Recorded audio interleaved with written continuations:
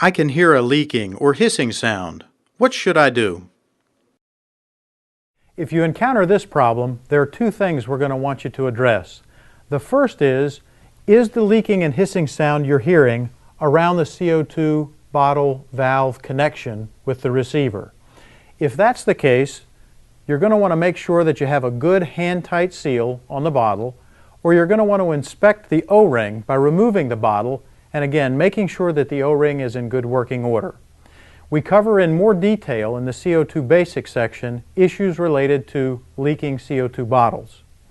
If, on the other hand, the leaking or hissing sound that you hear is coming from the stock or the cocking button, other than the bleed off during the cocking and uncocking process, you'll want to call Parker's customer service for assistance.